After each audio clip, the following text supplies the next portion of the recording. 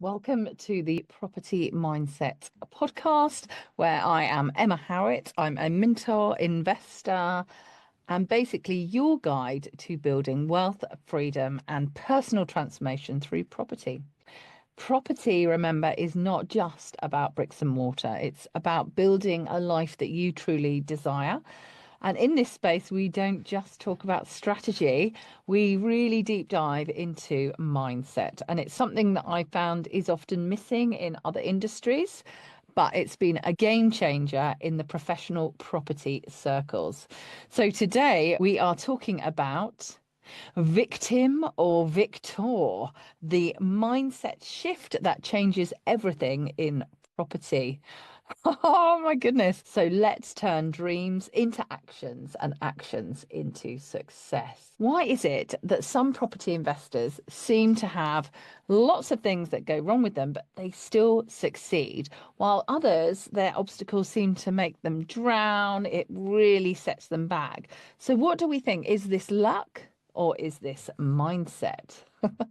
So I believe that your mindset really shapes everything that happens to you. So if you're not getting the results that you want, you need to go back and look inside and find out what it is that is holding you back and stopping you from getting those results.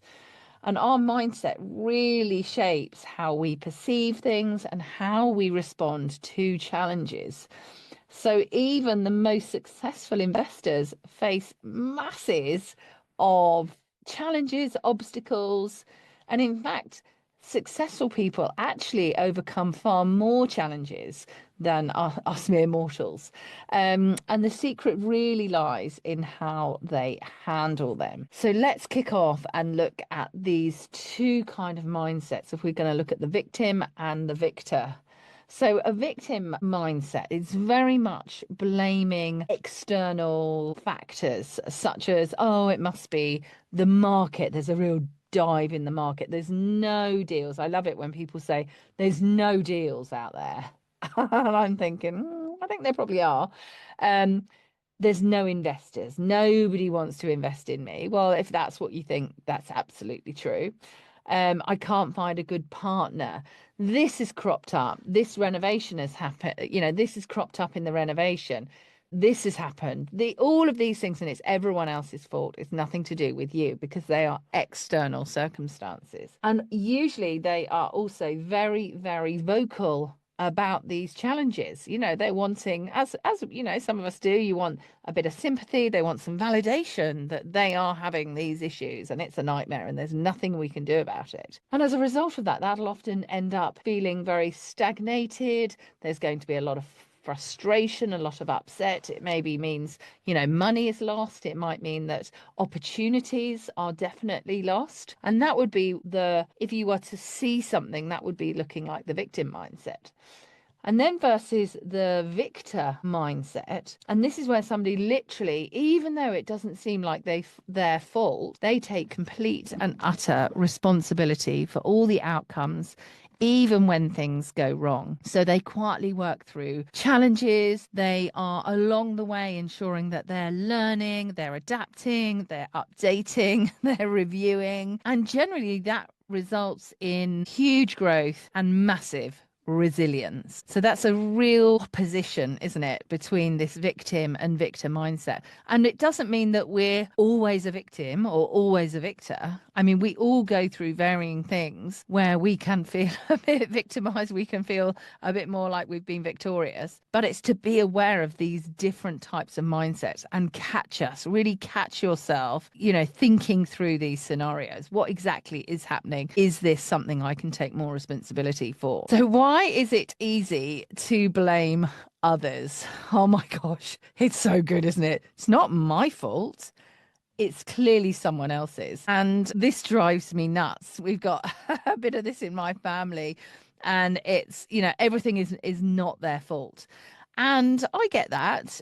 But inherently, it comes to a time where we've got to start taking that responsibility. But we love, don't we? Human nature just to point that finger at other people. So it might be things like, oh, the investor pulled out at the last minute. The builders were terrible. They messed up the renovation.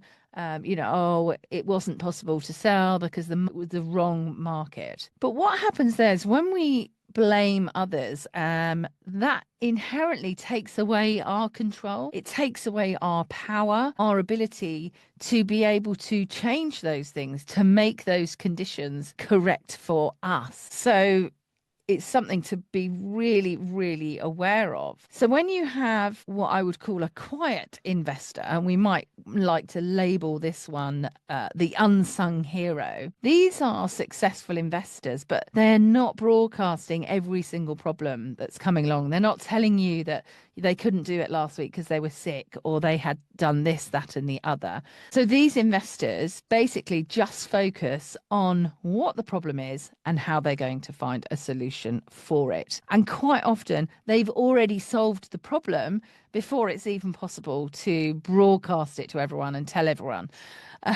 So they are, spending their time concentrating on overcoming the challenges rather than being vocal about those challenges. And they're certainly not looking to blame and certainly not looking to be pitied for these things that are happening for them. So you may have heard it where, investors, it does happen to everyone. Or potentially could happen to everyone, that you lose an investor last minute. And that can be absolutely devastating. But the ones who really get up and go, they'll tell you the story after it's happened. And they'll explain how the investor dropped out. But through doing X, Y, and Z, they were able to find someone else. And so all these things, they already have that solution. So we really need to concentrate on having a mindset shift. And as much as it's so challenging, we've got to own our own story. We've got to start reframing these setbacks and see them as lessons. So it might be, let's give an example. So instead of, oh, the investors pulled out, you could be saying, I'm going to be much clearer about the investors' expectations next time. I did not read that correctly, and I'm really going to make sure that I put things in place to do that. Another one might be, oh, the builder has completely ruined this project. Perhaps we could reframe it in saying, well, what could I have done to have overseen that process, that project better to ensure that this did not happen? Now, taking responsibility does not mean, oh, it's all my fault. Okay, it's not about that at all. It's about having that control and being able to grow. It's about finding the solutions. It's about knowing that you do have that control and you are able to make the changes to get the correct response that you're looking for. So what are the practical steps that you can take to shift from this victim to this victor mentality? We've already sort of touched on this kind of really reframing, and whatever crops up, it's kind of like, what can I learn from this? What would be the next best moves? And also looking at those challenging things. So I've been able to now look back at things and for instance, partnerships, which at the time were just, I felt were really not great, but I've looked back on it and I blamed the other person. But actually, when I really look at it, there was a lot of blame on my side as well. And I think that's really key to try and get rid of that ego and think, you know what, that feedback was really valid. And had I approach that in a different way, maybe the outcome would have been different. Let's be solution finders, not problem creators. So it's kind of like thinking through how you react to these problems when they come up. Do you kind of like, fall apart, jump up and down? What is it that happens when you have a problem that comes to you? And maybe think about 3 actions that you could take when faced with a challenge, and really think through these, because quite often we jump into this scared, frightened, not really knowing what to do mode because literally we don't know what to do. So if we can give ourselves a bit of a pathway, that can really start helping us. So point number 3, we must build a really resilient network. We have to have people around us who are also problem solvers, and we don't want to be in the complainers bucket, do we? Where everyone is just moaning and complaining. Our network is literally our net worth. So we've got to make sure that these people that are surrounding us are driving us forward. And quite often, if you get really successful people surrounding you, they'll have been through what you've been through. And so they'll also be able to give you real lessons so that you can overcome that problem much more quickly. Number 4, we must track our wins and our lessons. So it's really important that we know that even when times are really tough, we are still having fantastic wins. Positive things are still happening to us. And it's really key that we have that gratitude, that we really keep a journal of these great things that are happening, but equally keep a journal of the things that we're learning from and how we responded to them and how we might in the future respond in a different way. And then finally, we just touched on that, is this whole practicing gratitude. Actually focus on what is going well, while rather than constantly dwelling on what isn't going well. And honestly, this is a big framework. I used to just be worried about everything. And I remember walking, I have to walk down a path along our garden. And in the old days, I'd just worry about the kids. I'd worry about the property. I'd worry about the guests. I'd worry about this. I'd worry about that. I'd worry about the other. I wouldn't even see that it was a beautiful day, that I lived in the most incredible place. I've got beautiful views from my house, that my children are all really basically happy, they're healthy. I live in a lovely place. I'm really near my parents, all of these amazing things. But all I would think about is worry, worry, worry, worry. And so once we start appreciating and being grateful for what we have got, and literally we can change our reality. So obviously challenges are absolutely inevitable in property. If you think you're going to do anything in life where you are growing, you're going to come across challenges.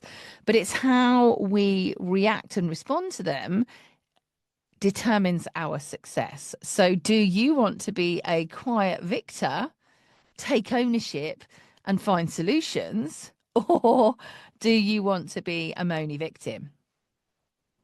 Have a thought. So really, guys, as I say, we fall into both of these elements, and it's pushing ourselves to become more of the victor and less of the victim. So really think about something that you can identify as a setback that you've been through, and just think about 3 ways that you could have approached it differently that may have given you something else to think about. So today we covered off victim or victor, the mindset shift that changes everything in property. So do remember, guys, that property success is not just about what you do. It really is about how you think. And when you combine a strong strategy with an unstoppable mindset, there's no limit to what you can achieve. So please do reflect on today's podcast and consider one action that you think you can implement today, even if it's something really tiny that you can implement today and keep repeating, that will help you get closer to your property goal. And if you know anyone who is perhaps having some struggles at the moment with their property journey, then do share this episode. It could really be a game changer for them. And do remember that the more people you help, then the more your own wealth is going to grow. And that's in every sense of the word. So growing this community means that we are growing our potential to succeed together. And do remember, your mindset is your greatest property. Keep building it.